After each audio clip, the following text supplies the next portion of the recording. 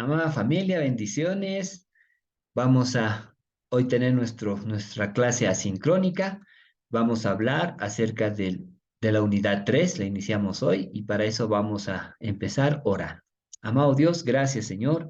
Gracias por regalarnos este tiempo junto a ti. Te pedimos que nos hables, que nos enseñes, que podamos realmente aprovechar esta clase para entender más tu corazón, más tus propósitos, más tus enseñanzas y poderlas vivir cotidianamente en nuestras vidas, Señor. Gracias por este tiempo, te lo entregamos a ti en el nombre de Jesús. Amén. Amén. Vamos a iniciar la clase. Déjenme compartir mi pantallita con la unidad 3, el año final de Galilea a Jerusalén. Capítulo 8, el viaje hacia Judea, parte 1. El primer tema que vamos a ver dentro de este capítulo es el divorcio. Mateo 19, del 1 al 12. Y dice: Aconteció que cuando Jesús terminó estas palabras, se alejó de Galilea y fue a las regiones de Judea, al otro lado del Jordán. Y le siguieron grandes multitudes y lo sanó allí. Entonces vinieron a él los fariseos, tentándole y diciéndole: ¿Es lícito al hombre repudiar a su mujer por cualquier causa? Él respondiendo les dijo: ¿No habéis leído que el que los hizo al principio varón y hembra los hizo? Y dijo: Por esto el hombre dejará padre y madre y se unirá a su mujer, y los dos serán una sola carne. Así que no son ya más dos, sino una carne. Por tanto, lo que Dios juntó no lo separe el hombre. Le dijeron: ¿Por qué pues mandó Moisés dar carta de divorcio y repudiarla? Él les dijo: Por la dureza de vuestros corazones. Moisés os permitió repudiar a vuestras mujeres, mas al principio no fue así. Y os digo que cualquiera que repudia a su mujer, salvo por causa de fornicación, y se casa con otra, adultera. Y el que se casa con la repudiada, adultera. Le dijeron sus discípulos: Si es así, es la condición del hombre con su mujer, no conviene casarse. Entonces él les dijo: No todos son capaces de recibir esto, sino aquellos a quienes es dado. Pues hay eunucos que nacieron así del vientre de su madre, y hay eunucos que son hechos eunucos por los hombres, y hay eunucos que asimismo se hicieron eunucos por causa del reino de los cielos. El que sea capaz de recibir esto, que lo reciba. Entramos un poquito al contexto ahí histórico, geográfico, ¿sí? Jesús estaba caminando por el río Jordán, y este río separaba dos distritos, el de Judea al occidente y el de Perea al oriente. En Lucas 9, del 51 al 19:48, eh, cubre este viaje de Jerusalén y del ministerio de Perea de Jesús. Dentro de lo que hemos leído, los fariseos interrumpían a Jesús continuamente, perdón, ¿sí? Continuamente, con el único motivo de probarlo, ¿sí? Y estaban enfocados en atrapar en algún error al Salvador. Pero Jesús tenía siempre ese balance entre sus palabras y sus hechos. Los fariseos estaban divididos en dos grupos, ¿sí? En los tiempos de Jesús. El primer grupo seguían a Samaí, quien enseñaba que el único motivo de divorcio era el adulterio. Y el otro grupo seguía a Gilel. Este enseñaba que había muchos motivos para justificar el divorcio. El primer punto que vamos a ver es el matrimonio como parte del plan de Dios. Jesús respondió a la pregunta del fariseo lo que el Creador enseñó desde el principio. Y de esto se consideran 6 partes en la respuesta de Jesús. Uno, que Dios creó a un hombre y a una mujer. Génesis 2:18 muestra que Eva fue la solución de Dios a la soledad de Adán. Proverbios 18:22 nos enseña que el matrimonio fue idea de Dios. Y Juan 2 nos relata que Jesús honró el matrimonio al realizar su primer milagro en una boda. Jesús les hacía preguntas a sus discípulos. Sí, recuerdan eso, lo hemos visto anteriormente, para que ellos también pensaran y sean guiados a descubrir la verdad. Segundo, Dios dijo al hombre que debería dejar a su padre y a su madre cuando contraiga matrimonio. Génesis 2:24 y Mateo 19 del 4 al 5. La palabra dejar significa separarse totalmente de, ¿sí? Y la solución para el problema de seguir viviendo con los padres, ¿sí? Porque eso trae muchos problemas. Eh, ¿Por qué? Porque el cónyuge, que es el hijo, ¿sí? Ahí donde vive, va a tener siempre parcialidad con los padres o va a poner a uno de ellos por encima de la esposa o va a dar preferencia a la otra familia, etcétera. Y eso trae muchos problemas, ¿sí? Entonces, el hombre debe dejar el hogar de sus padres y empezar un nuevo hogar junto a su esposa. Tercero, Dios dijo que el hombre debería unirse a su esposa. Esto significa que debe concentrar su amor en ella, amarla a ella de la misma manera que se ama a uno mismo. La unión del matrimonio es sagrada porque es igual a la unión de Cristo y su iglesia, y la esposa no está por encima ni por debajo, está al lado, ¿sí? Hay una historia bien bonita que nos dice que por qué la esposa no fue sacada de la cabeza del esposo, ¿sí? De la cabeza de Adán. Porque si fuera así, ella se enseñorearía de él. Y eso invertiría todo lo que es eh, el diseño de Dios, de que el hombre es cabeza, ¿sí? ¿Y por qué no la hizo de los pies? Para que el hombre no la pisotee a la esposa. Por eso Dios en su perfección la sacó de la costilla, para que el hombre pueda protegerla, abrazarla y amarla, y principalmente para que esté a su lado. Los cónyuges que se ponen al frente del otro es porque hay mucha división, hay problemas, hay muchas cosas no resueltas. Los cónyuges deben caminar lado a lado, ¿sí? Cuarto, el plan de Dios fue que el matrimonio sea una unión entre un hombre y una mujer. El plan de Dios nunca fue que el hombre tuviera, más de una mujer.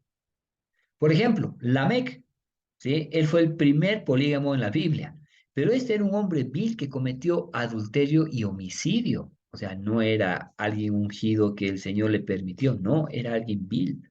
Eso lo podemos ver en Génesis 4, del 19 al 23.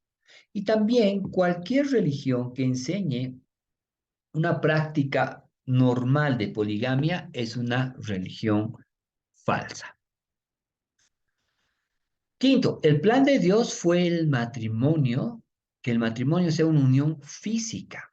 Un hombre y una mujer se unen en una sola carne durante la unión sexual.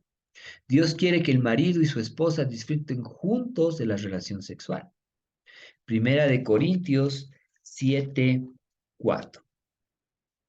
Vamos a leer. En un segundo. Primera de Corintios 7:4. Dice, la mujer no tiene potestad sobre su propio cuerpo, sino el marido, ni tampoco tiene el marido potestad sobre su propio cuerpo, sino la mujer. Vamos a leer el 5 también.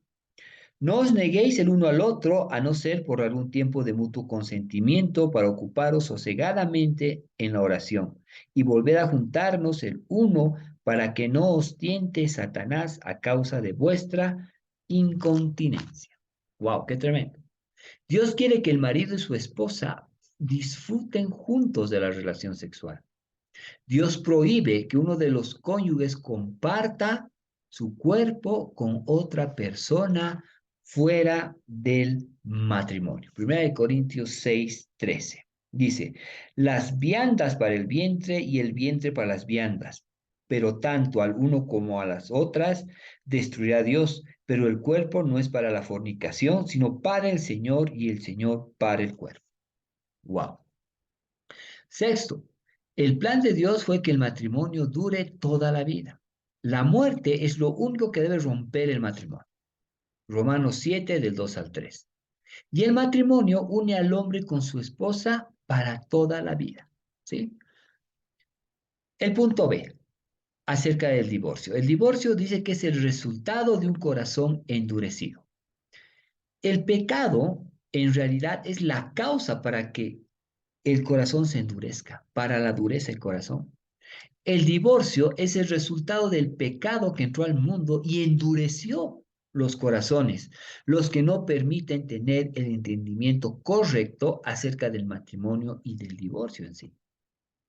Y hay por lo menos tres resultados de un corazón endurecido. El primero es que un corazón endurecido vuelve a la persona juez. Esto hace que se ignoren las buenas características u obras de una persona para enfatizar solo una cosa mala que ella haya hecho. No nos permite ver, nos vuelve jueces. Segundo, un corazón endurecido dice no a la voz suave de Dios. Recuerda que el Espíritu Santo habla suavemente, pero un corazón endurecido no quiere escuchar esa voz. Y tercero, un corazón endurecido es un corazón altivo, es un corazón orgulloso, es un corazón que mira de arriba a la persona que tal vez tenga dificultades con él, ¿sí? Pero Dios puede sanar un corazón duro. Dios enseña a oír su suave voz cuando se anda suavemente por su camino. El corazón endurecido debe aprender a oír a Dios y a rendirse ante Él. El esposo es el líder de la familia y esto implica dirigir la familia según el oír la voz del Espíritu Santo. Y la esposa debe respetar grandemente a su marido cuando el marido oye la voz del Espíritu Santo y dirige hacia su familia. La presencia del Espíritu Santo es la que puede suavizar nuestra voz y nuestro corazón. El inciso C. Dios permite el divorcio si el cónyuge no es sexualmente fiel al matrimonio. El divorcio afecta a tantas otras personas, tantos otros, a la familia, a los hijos. La familia sufre cuando ocurre un divorcio. La base de la sociedad es la familia y la base de la familia es el matrimonio. Si el pecado rompe un gran número de familias, entonces se puede destruir toda una sociedad.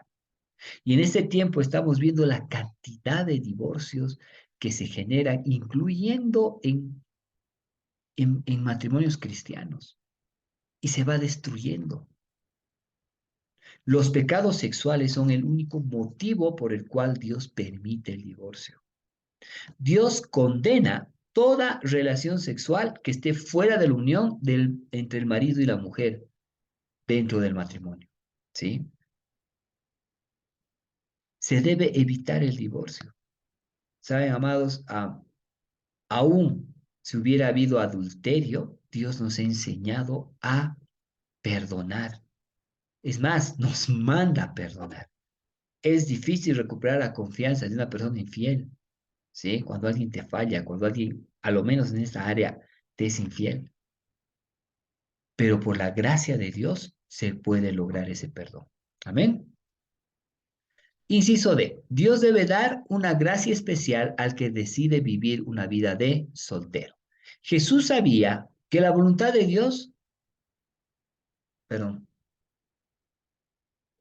es que la mayoría de los hombres se casen y la mayoría de los hombres no pueden vivir solos. Jesús mencionó a tres tipos de hombres que no debían casarse. Primero, a algunos que nacen siendo eunucos, es decir, los que no pueden tener relaciones sexuales con una mujer porque sus órganos sexuales tal vez no se han desarrollado normalmente en el vientre de su madre. El segundo grupo son algunos que son hechos eunucos por los hombres. Y esta era una costumbre común en los palacios. Y se practicaba para que las esposas de los reyes no tengan relaciones sexuales con los siervos varones. Entonces, ¿qué hacían? Les cortaban la parte inferior del miembro sexual de los siervos, ¿sí?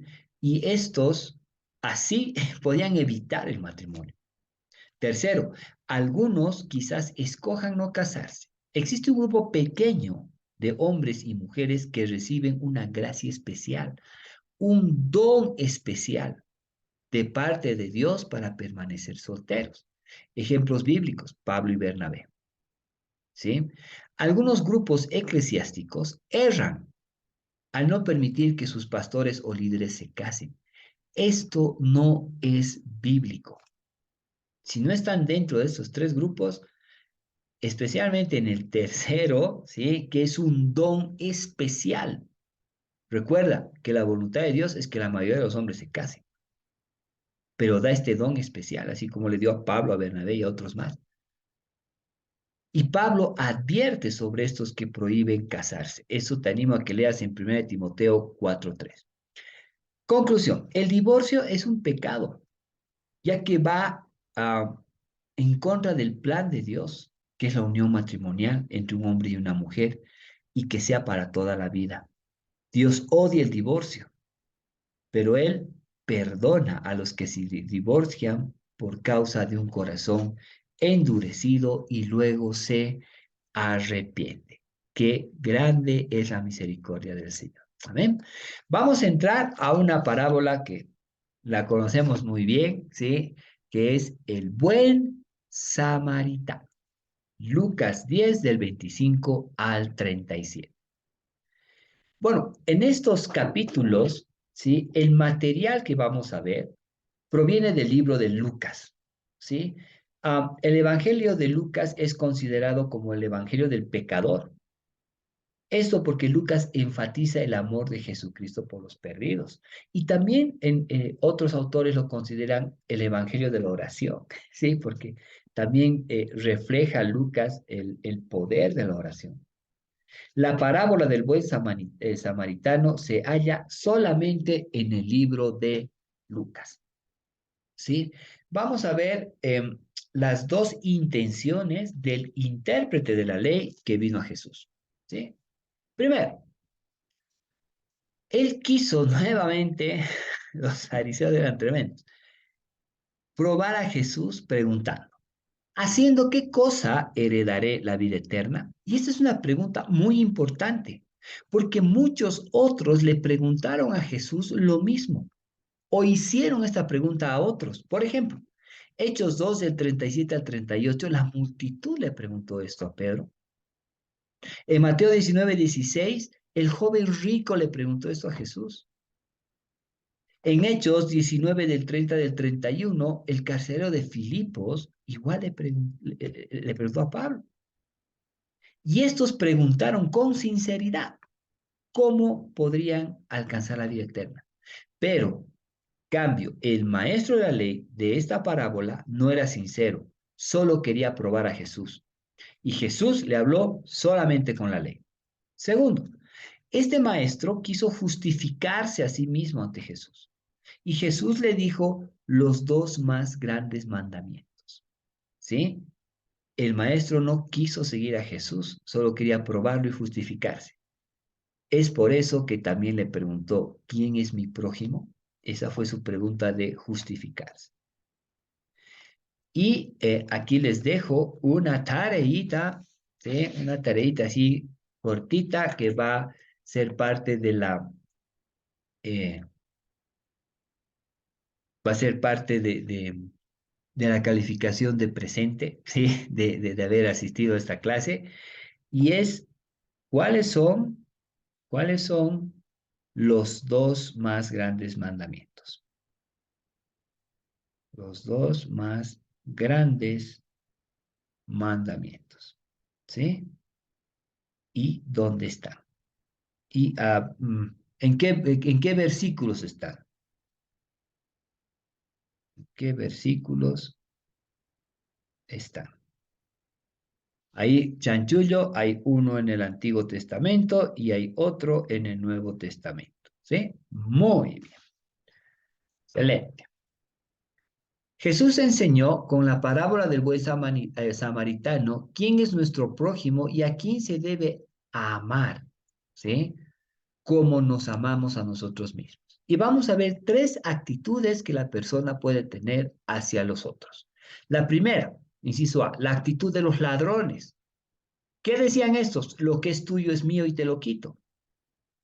La actitud de un ladrón es bien conocida porque su vida está enfocada en sí mismo. Solo requiere para él, por eso roba. No quiere ser prójimo de nadie. Solo quiere robar a los demás y son parte del problema y no de la solución. El inciso B, la actitud del sacerdote y del levita. Lo que es mío y me voy a quedar con él. El sacerdote y el levita tenían la misma actitud. No cruzaron el camino para evitar el peligro, ¿sí? Que eran los ladrones, obviamente. Solo cruzaron para evitar al hombre herido. Los humanos son tentados a evitar ayudar a las personas con gran necesidad. Y la iglesia necesita cristianos que quieran ayudar, creyentes, necesitan creyentes que oren, enseñen, ofrenden y visiten a los perdidos. La tercera actitud de samaritano: lo que es mío es tuyo y lo comparto si lo necesitas. Los samaritanos eran hijos de matrimonios mixtos, ¿sí? De judíos y asirios. Y esto hacía que los judíos los desprecien a los samaritanos. En la parábola, el samaritano era el mejor prójimo, mejor que el sacerdote y el levita, que eran judíos. Y el samaritano tuvo piedad y misericordia del hombre necesitado. De seguro el samaritano no conocía que el hombre estaba herido, ¿sí? No conocía al hombre herido, no sabía tal vez que era judío, pero el samaritano tenía el amor de Dios en su corazón. Y esta actitud es la que un cristiano debe tener al ser seguidor, discípulo de Cristo. Conclusión: esta parábola nos enseña tres lecciones. Primero, que debemos intentar ayudar a los necesitados que nos rodean. Segundo, que debemos ayudar a cualquiera que tenga necesidad, sin importar su condición social, económica, racial, etc. Tercero, debemos hacer algo más que tener compasión por alguien, sino ayudar en hechos. Santiago 2, del 15 al 16 dice: supongamos que un hermano o una hermana no tiene con qué vestirse y carece del alimento diario, y uno de ustedes le dice: que le vaya bien, abríguese y coma hasta saciarse, pero no le ha dado lo necesario para el cuerpo. ¿De qué serviría esto? Vamos a hablar ahora acerca de Marta y María, ¿sí? Marta y María. Lucas 10, del 38 al 42. Vamos a ver estas enseñanzas y eventos en los últimos 6 meses de vida terrenal de Jesucristo. La primera enseñanza entre Marta y María, ¿sí? Es que debemos apreciar las diferencias entre cristianos. Marta era una persona de acción, ¿sí? Tendía a enfocarse su atención sobre la obra más que sobre las personas. Le gustaba estar siempre ocupada y porque amaba a Jesús también. Y María, en cambio, era una persona que le gustaba establecer relaciones profundas con las personas y en especial con Jesús. Para ella, esta relación con Jesús era más importante que cualquier trabajo. Y la Biblia nos muestra 3 episodios en que María se sentaba a los pies de Jesús. Primero, se sentaba a sus pies para oír su palabra. Lucas 10:39. Se postró a sus pies y compartió su pena y dolor. Juan 11:32. Y se arrodilló a sus pies y ungió con el perfume que costaba las riquezas de toda una vida a Jesús. Juan 12:3. La mayor satisfacción de María era estar en presencia de Jesús. Y la mayor prioridad de un cristiano es estar en la presencia y desarrollar relación con Jesús y con otras personas. Dios no creó a Marta y a María iguales, para que sean iguales. El plan de Dios es que cada creyente sea diferente a los demás, ¿sí? Único y diferente. Es bueno escoger hacer algo para Cristo, pero es malo obligar o insistir a otra persona a hacer lo mismo. Segundo, debemos demostrar nuestro amor a Dios y a otros en la forma en que ellos aprecien más. Marta amaba a Jesús, sí, y quería ayudarle y demostrarle su amor y darle honor cocinando para él, tal vez alojándolo, sí. Pero no es suficiente sentir amor por una persona, sino que se debe demostrar ese amor de manera que le agrade a la persona, que la persona realmente lo reciba. María, en cambio, estaba honrando a Jesús de una manera que a él le agradaba, estando en su presencia. Debemos aprender a amar a las personas de la manera que ellos lo aprecian más. Tercero, debemos comprender la relación entre el deber y la devoción. Asociamos siempre a Marta con el deber, ¿sí? Ella oraba, obraba más con las manos. En cambio, María Con su devoción adoraba con el corazón. Y cumplir con el deber sin devoción es vano. Y quiero que leamos Primera de Corintios 13:1. Primera de Corintios 13:1. Denme un segundo. Dice, si yo hablara lenguas humanas y angélicas y no tengo amor, vengo a ser como metal que resuena o címbalo que retumba. Wow. Debemos tener la devoción, el amor, ¿sí? Apocalipsis 2, del 2 al 5, dice, conozco tus obras, tu duro trabajo, tu perseverancia. Sé que no puedes soportar a los malvados y que has puesto a prueba a los que dicen ser apóstoles, pero no lo son. Y has descubierto que son falsos. Has perseverado y sufrido por mi nombre sin desanimarte. Sin embargo, tengo en tu contra que has abandonado tu primer amor. Recuerda de dónde has caído, arrepiéntete y vuelve a practicar las obras que hacías al principio. Te arrepientes, iré y quitaré de su lugar tu candelabro. Lo más importante no es lo que hacemos, lo más importante es nuestra relación con Jesús, porque cuando tomamos tiempo para adorarlo y oír su voz, las buenas obras nos siguen. Podemos servirle de diferente manera. Amén. Varias enseñanzas. La lección durante la cena, ¿sí? La parábola del gran banquete. Lucas 14, del 15 al 24. Dice, al oír esto, uno de los que estaban sentados en la mesa con Jesús le dijo, dichoso el que coma en el banquete del reino de Dios. Y Jesús le contestó, cierto hombre preparó un gran banquete e invitó a muchas personas a la hora del banquete, mandó a su siervo a decirles a los invitados, vengan, porque ya todo está listo. Pero todos, sin excepción, comenzaron a disculparse. El primero dijo, acabo de comprar un terreno y tengo que ir a verlo. Te ruego que me disculpes. Otro adujo, acabo de comprar 5 yuntas de bueyes y voy a probarlas. Te ruego que me disculpes. Otro alegó, acabo de casarme y por eso no puedo ir. El siervo regresó y le informó todo esto a su señor. Entonces el dueño de la casa se enojó y le mandó a su siervo, sal deprisa por las plazas y por los callejones del pueblo y trae acá a los pobres, a los inválidos, a los cojos, a los ciegos. Señor, le dijo luego el siervo, ya hice lo que usted me mandó, pero todavía hay lugar. Entonces el Señor respondió, ve por los caminos y las veredas y oblígalos a entrar para que se llene mi casa. Les digo que ninguno de aquellos invitados disfrutará de mi banquete.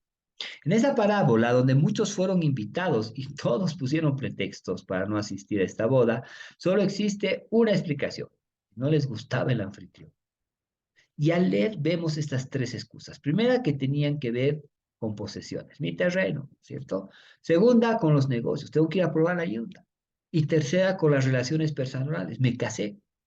Todos tenían algo que se interponía entre ellos y la invitación a asistir a la cena de bodas. Estas excusas siguen siendo comunes para aceptar la invitación de Dios para entrar a su reino. Esto hace que las personas estén enfocadas en el presente y no en el futuro eterno. Esta parábola es una advertencia a los judíos que en muchos casos han rechazado y hasta ahora lo hacen, la invitación de Dios para entrar a su reino a través de Jesucristo. Miren, Dios no obliga a nadie a entrar a su reino, solamente invita a las personas. Amén. Vamos a ver el costo de ser discípulo de Cristo. Lucas 14, de 25 al 35. Dice, grandes multitudes seguían a Jesús y él se volvió y les dijo, si alguno viene a mí y no sacrifica el amor a su padre y a su madre, a su esposa y a sus hijos, a sus hermanos y hermanas y aún su propia vida, no puede ser mi discípulo. El que no carga su cruz y me sigue no puede ser mi discípulo. Supongamos que alguno de ustedes quiere construir una torre, acaso no se sienta primero a calcular el costo para ver si tiene suficiente dinero para terminarla? Si echa los cimientos y no puede terminarla, todos los que vean comenzarán a burlarse de él y dirán, este hombre ya no pudo terminar lo que comenzó a construir. O supongamos que un rey está a punto de ir a la guerra con otro rey. ¿Acaso no se sienta primero a calcular si con 10,000 hombres puede enfrentarse al que viene con 20,000? Si no puede, enviará una delegación mientras el otro está todavía lejos para pedir condiciones de paz. De la misma manera, cualquiera de ustedes que no renuncie a sus bienes no puede ser mi discípulo. La sal es buena, pero si se vuelve insípida, ¿cómo recuperará el sabor? No sirve ni para la tierra ni para el abono. Hay que tirarla afuera. El que tenga oídos para oír, que oiga. Cuatro cosas a considerar para ser discípulo de Cristo. Primero, el verdadero creyente acepta a Jesús como Señor y Salvador. La salvación es una relación con Jesús. Un discípulo es un aprendiz, un estudiante. Al recibir a Jesús como Salvador, Él se convierte en nuestro Maestro y Señor, al que debemos obedecer. Y los que no siguen y obedecen a Cristo realmente no son cristianos. El plan de Dios es que todo cristiano se convierta en discípulo para toda la vida. No es un periodo corto, es para toda la vida. Segundo, nuestro amor para Dios debe elevarse sobre todos los otros amores, así como una montaña, dice, se eleva sobre los montes. Nuestro amor por Jesucristo debe ser mayor que nuestro amor por otros. Debemos amarlo y aborrecer. Aborrecer significa amar menos, ¿sí? Todo lo que nos separa de Él. Llevar una cruz y seguir a Jesús significa negar nuestros deseos egoístas. Jesús nos enseña e invita a aprender a vivir y servir a otros. Nos invita a negarnos a nosotros mismos y seguir su ejemplo. Cuarto, antes de decidir seguir a Jesús, la persona debe contar el costo. Antes de seguir a Jesús debemos calcular cuánto nos va a costar. No estoy hablando de dinero, sino de renuncia, de cambio de carácter, de compromiso, de lo que estamos haciendo, de estudio, de escudriñar su palabra, de obedecerle. Eso es lo que Cristo quiere que hagamos, que calculemos ese costo, ¿sí? Y una persona no puede seguir siendo el rey de su propia vida, sino entregarle su vida a Cristo de manera completa. Hasta aquí llegamos con nuestro tema de hoy. Agradecerles por su tiempo. Vamos a orar para terminar. No se olviden de la tareita que les dejé por ahí durante este video, así que revísenla acerca de los dos más grandes mandamientos. ¿Amén? Vamos a orar. Amado Dios, gracias Señor, gracias por tu amor, gracias por este tiempo. Te pedimos que seas tú, Señor, ayudándonos a aplicar todo esto que hemos visto hoy, Señor, a entender lo que es un matrimonio, Señor, a ponernos en los roles que tú nos has indicado hacerlo, Señor, a cuidar nuestra pureza sexual, Señor, a entender, Señor, que en los afanes, que en nuestro propio servicio tiene que ser con amor, tiene que ser dentro de nuestra comunión, tiene que ser escuchando tu voz y hacerte caso a lo que nos pide, Señor. Ayúdanos, Señor, a tener ese equilibrio entre el hacer y el amarte a ti, Señor. Gracias, Señor. Gracias te damos, mi Dios. Gracias, Señor. Gracias por tanto amor. En tu santo nombre. Amén, Señor Jesús. Muy bien, un gran abrazo. Dios los bendiga. Nos vemos el día sábado. Bendiciones.